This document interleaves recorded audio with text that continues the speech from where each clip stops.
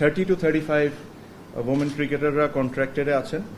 ওখানে 30,000 টাকা করে তাদের মান্থলি স্যালারি ছিল, এটাকে 40,000 টাকা করে দেওয়া হয়েছে। এটাতে একটা জটিলতা ছিল, বিকজ ন্যাশনাল কন্ট্রাক্টে তাদের যেটা লোয়েস্ট ক্যাটাগরি ওটা হলো 60,000। সো আমি ডোমেস্টিকটা চাইলেও বাড়াইলেও একটা গ্যাপ তো রাখতে হবে ডোমেস্টিকের সাথে ন্যাশনাল কন্ট্রাক্টে। তো এই কারণে হয়তো বা আমরা যতটুকু পেরেছি ইনক্রিজ করার অতটুকু করতে পেরেছি। মেন্স ক্রিকেটারদের বিষয়ে আপনি জানেন যে লাস্ট 3-4 বছর ধরে অলমোস্ট, যদি ভুল না হয়ে থাকি আমি, কোনো ইনক্রিমেন্ট হয়নি। এতদিন মেন্স ক্রিকেটারদের যে স্যালারি ছিল এটা ছিল হলো এ ক্যাটাগরির স্যালারি ছিল 35,000 টাকা, বি 30,000 আর সি 25,000। এগেইন আমার কাছে মনে হয় ইটস হাইলি আন্ডারপেইড। এত কষ্ট করে তারা সবাই ক্রিকেট খেলে, ক্রিকেটের কারণেই আজকে আমাদের এই ক্রিকেট বোর্ড, এই ক্রিকেট সব কিছু। মিনিমাম রেসপেক্ট বা যে কষ্টটা করে তাদেরকে মিনিমাম জিনিসটা আমাদের করে দেওয়া উচিত। তো আমরা যেটা আজকে প্রুভ করেছি, A category from now they will receive 65,000, B category they will receive 50,000, C category will receive 40,000 per month. This is a salary.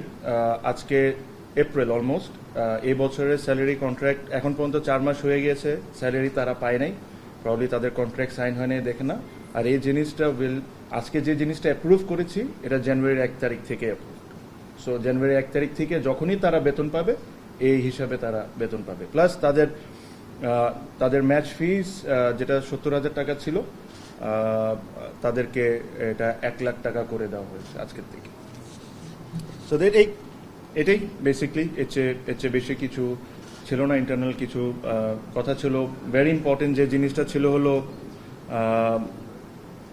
Premier league. বাংলাদেশের প্রিমিয়ার লিগ নিয়ে আমরা যে জিনিসটা ডিসিশন নিয়েছি যে আমরা ইমিডিয়েটলি প্রত্যেকটা টিমের সাথে বসবো প্রিমিয়ার লিগের, আর ওনাদের সাথে ডিসকাশন করে যত দ্রুত দল বদলের ডেট আমরা দিয়ে দিতে পারি আর খেলাটা মাঠে শুরু করে দিতে পারি, এটাই আমাদের টার্গেট। মাঠ নিয়ে একটা সংখ্যা আছে, বাট যদি আমাদের প্রয়োজন পড়ে আমরা মাঠ ভাড়াও যদি দরকার হয় তাও নিব, কারণ এখন অনেক প্রাইভেট একাডেমিজগুলো আছে যারা good enough to host list A matches. So ওটা if necessary will do that. আরেকটা ইম্পর্টেন্ট বিষয় হচ্ছে, আপনারা জানেন যে আমাদের বাংলাদেশ সরকার এনকারেজ করছে যে আমরা যতটুক ইলেকট্রিসিটি সেভ করতে পারি, যতটুক এদিকে আমরা সবাই মিলে অ্যাজ আ নেশন যতটুকু হেল্প করতে পারি। সো এইগুলা চিন্তা মাথায় রেখে আমাদের নিউজিল্যান্ডের ম্যাচের টাইমিং আমরা চেঞ্জ করছি। সো আমরা যতটুক পারবো মিনিমাম আন্ডার লাইটে খেলার চেষ্টা করব। আমি এক্স্যাক্ট টাইমটা আপনাকে বলছি না, বাট একটা আইডিয়া দিতে পারি।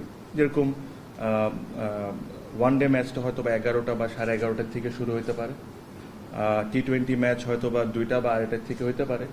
বিকজ ইলেকট্রিসিটি নিয়ে যখন সরকার সবাইকে এনকারেজ করছে যে এটা করতে, so we thought as cricket board and as cricketers and everyone যে we should also play our part.